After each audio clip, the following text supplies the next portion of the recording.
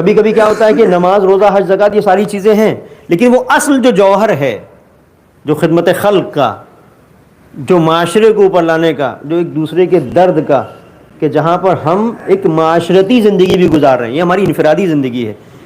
جب یہ نہیں ہوتا ہے تو کیا ہوتا ہے کہ سارے کے سارے وہ لوگ جو اپنی پرسنل زندگی بڑی اچھی گزار رہے ہیں، مومن ہیں، نیک اعمال انجام دیتے ہیں، نماز کبھی ان کی قضا نہیں ہوتی، روزہ بھی ہے، زکوٰۃ بھی ہے، حج بھی ہے، ساری چیزیں ہیں، لیکن جو ان کی سوشل لائف ہے وہ صفر ہے، اس میں کچھ بھی نہیں. تو اس کی طرف توجہ کیجیے گا، یہ بہت اہم رخ ہے. یہ کیا ہوتا ہے کہ جب دین الٹا ہو جاتا ہے، دین الٹا ہے. اب انسان دیکھ رہا ہے کہ نماز، روزہ، حج، زکوٰۃ بس سارے کے سارے ایسے ہی ہیں، کسی کو فکر ہی نہیں ہے کہ قوم کہاں جا رہی ہے، کسی کو فکر ہی نہیں ہے کہ رہبریت ہماری کہاں ہے، کسی کو فکر ہی نہیں ہے کہ سماج اور معاشرے میں ہم تعلیمی میدان میں کہاں پر ہیں، انسانی ویلیوز کے اعتبار سے ہم کہاں ہیں، کوئی سوچ ہی نہیں رہا ہے، بلکہ جو سوچتا ہے اس کے اوپر ہنستے ہیں. یہ دیکھو، اپنے کام سے کام رکھو، اپنی نماز، اپنا روزہ، تم سے کیا مطلب ہے؟ نہیں، دین یہ کہتا ہے کہ اگر تم سے کسی سے مطلب نہیں، تمہارے بھائی سے، تو پھر خدا کو بھی تم سے مطلب نہیں.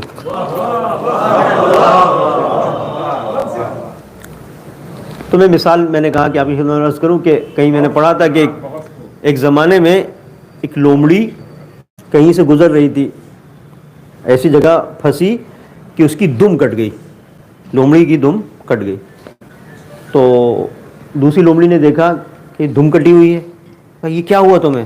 کہا کچھ نہیں، یہ میں نے دم خود کاٹی ہے، جبکہ کٹ گئی تھی، اسے تکلیف بھی تھی. کہا یہ میں نے خود کاٹی، توجہ کیجیے گا، یہ میں نے خود کاٹی ہے.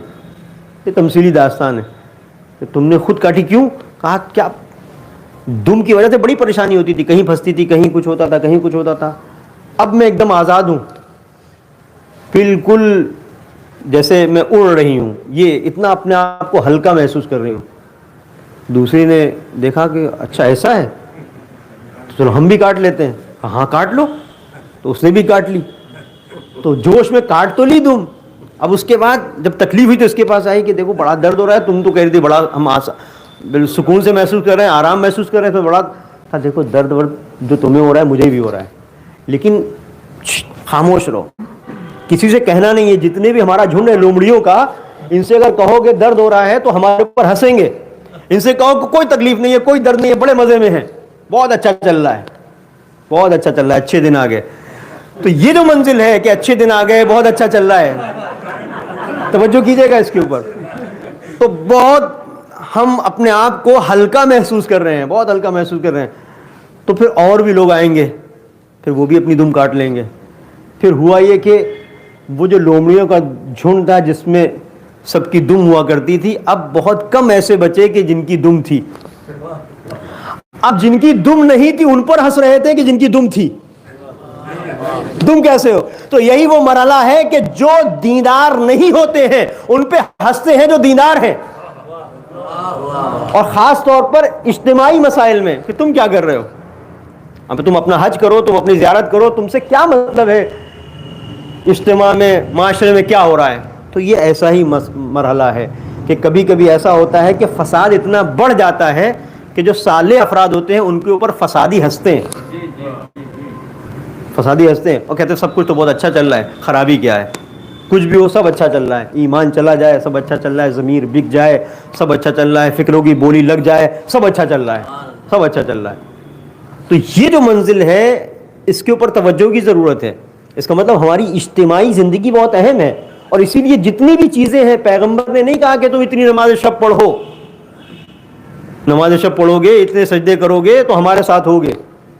جتنی بھی چیزیں پیغمبر نے بیان کی دوسروں کے لیے ہیں، دوسرے کو حج کروائے، دوسرے کی شادی کروائے، دوسرے کی فریاد رسی کرے، یتیموں کی تربیت کرے. اب دیکھیں ربا یتیمہ، اروا عطشانہ، کسی پیاسے کو پانی پلا دے. بہت چھوٹی چھوٹی چیزیں ہیں، یعنی پانی پلانا کسی پیاسے کو کوئی بڑی چیز نہیں ہے، لیکن یہاں پر بڑی چیز ہے جب تمہیں بھی پیاس لگ رہی ہو، تمہارے سامنے بھی کوئی پیاسا ہو، تب بہت بڑی چیز ہے کہ تم اسے پانی پلا دو، اپنے آپ سے گزر جاؤ. اب یہ تمہارے اندر یہ چیز پائی جاتی ہے کہ نہیں.